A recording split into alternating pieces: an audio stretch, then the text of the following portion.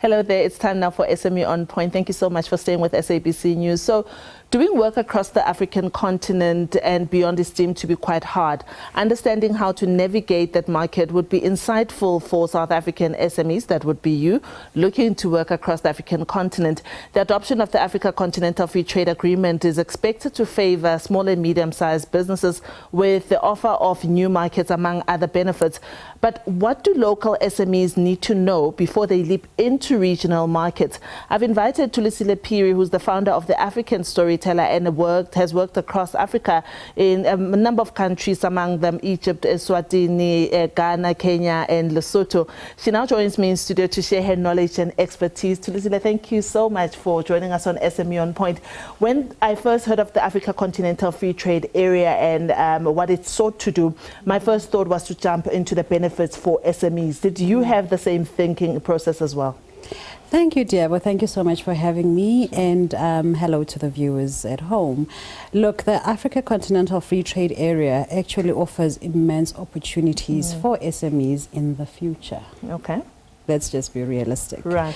I think as of today, you know, the regional blocks offer a lot of opportunities for SMEs. So if you think SADC, for instance, you need to actually start closer to home before actually navigating to Francophone Africa, before navigating to West Africa, and maybe to East Africa. And why do I say that? I think when you're doing business, you know, your cost factor is actually quite important. How much is it going to cost you to go into those markets, you know? So time spent traveling is actually one important thing. The ability to actually connect, you know, with your market quite easily is another important factor. And also, I think even from a transactional point of view, having a financial banking system that can allow you to easily trade is actually very, very important. So if you look at your neighboring countries, for SMEs in South Africa, I would actually say that would be your first step of actually branching out of South Africa, because the big banks, the big South African banks, are all in those countries. So that actually reduces your risk and your exposure. But also pretty much traveling to these countries, if you're flying, it's about a 45-minute flight. It's just as good as going to Durban, right? So in terms of your mobility, in terms of your ability to transact, and also contractually, when you sign contracts with these guys, it's easy to enforce them when things go wrong. So those are some of the things that you would then need to look at. What sort of products and services are they looking for in these African markets, other African countries, even in the SADC region? What kind of businesses should be sitting up right now to say, actually, I can take my products there? I know that agriculture is big, but what else is there that one could think of, now it's time for me to expand? Look, I think if you think technology, you know, that is actually a very low-hanging fruit. Certainly, I think any form of manufacturing, because most of these countries are not big manufacturing hubs. South Africa is actually another thing to actually consider. And obviously, I think essential products like healthcare products, because they would actually order either from India, which is further away, or from South Africa. So that's actually other opportunities. And of late, I think the energy sector remains quite lucrative, you know, for most African countries, simply because the entire Africa basically has a huge shortage of energy. And I think if you think neighboring countries and you think renewable energy opportunities, massive, you know, What about cultural differences? Because those we cannot run away from. Go into a different country, whether it's in the east of Africa or west, you'll find that there are vast cultural differences. To what extent can those impact on trading between two small businesses? I think it could actually have a very big impact, you know, and for me, beyond just cultural differences, I look at it as understanding the market and how the market actually works. For example, if you want to work in a country like Tanzania, you know, Friday in the main is actually a day of worship, you know, for the Muslim community. You should be willing to start your day on a Sunday. That's just as an example. But over and above that, you know, to reduce your exposure again, find local partners that understand the market so that you work faster and smarter rather than working harder and at a more expensive cost and actually making mistakes. So finding local partners is actually quite important, but also finding markets that have similarities with your market. I mean, if you take Namibia, their currency is actually pegged to the rand, so it's actually quite easy to work in that space. If you take Botswana, for instance, I think it's a very strong market that is quite attractive simply because the rule of law is actually enforced in a very strict way.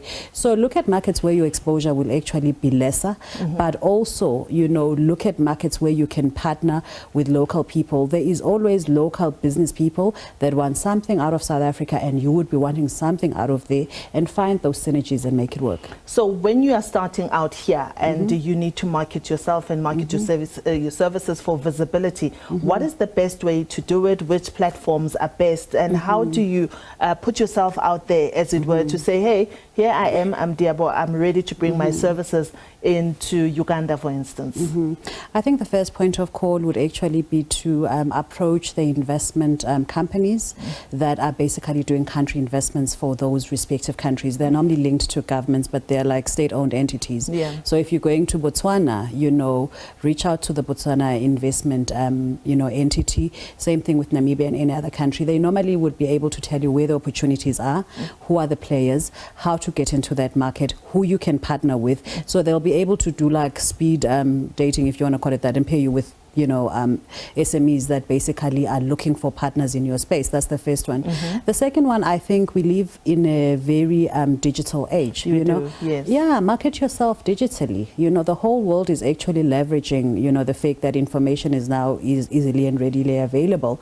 And then most importantly, take time to visit those markets, because you cannot actually do business hypothetically just based on what you actually see. You need to be on the ground, spend time, understand that market, understand the people, understand what makes them tick.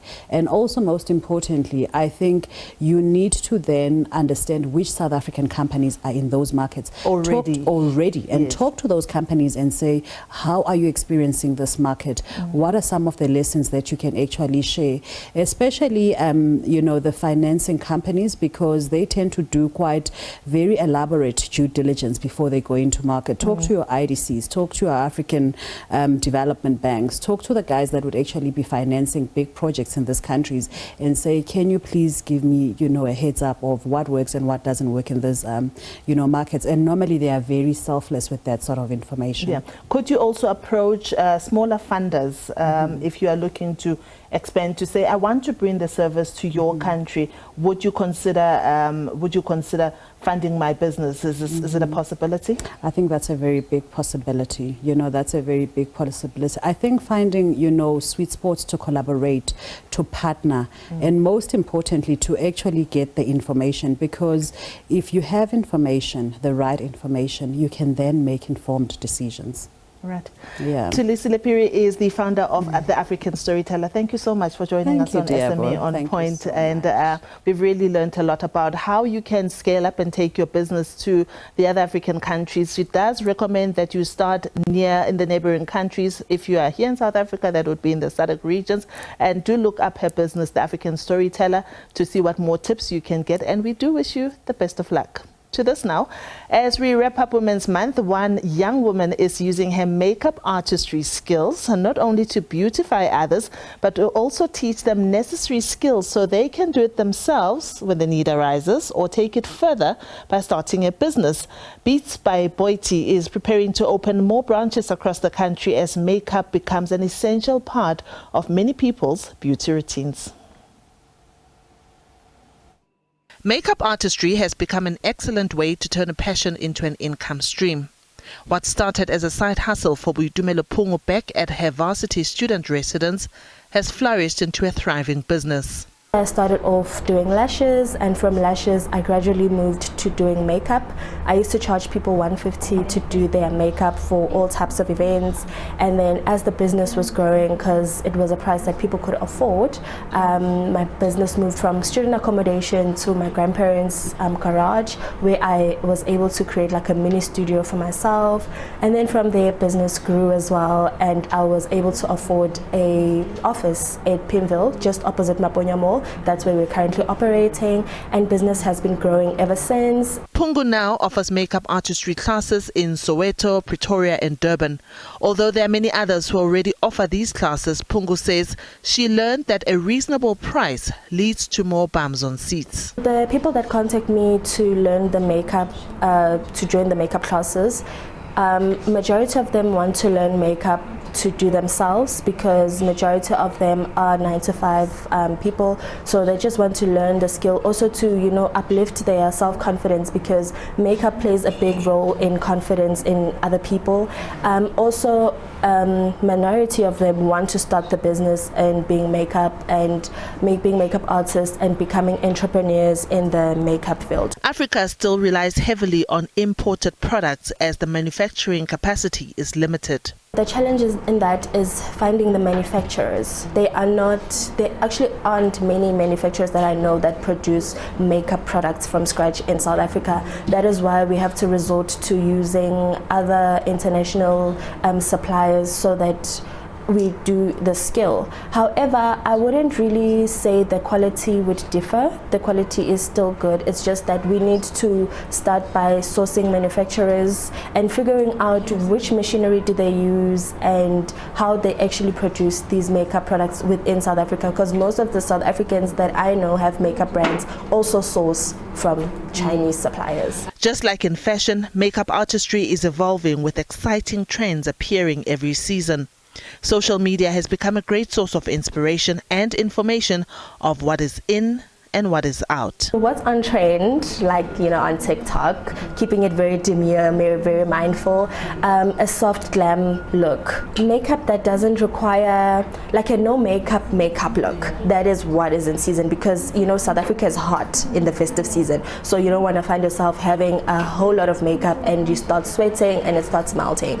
So a no makeup look is the go-to, and your soft glam, keeping it very minimalistic and clean girl makeup. For those considering following in Pungu's footsteps, she advises focusing extensively on the marketing side of the business as well as consistency in content creation.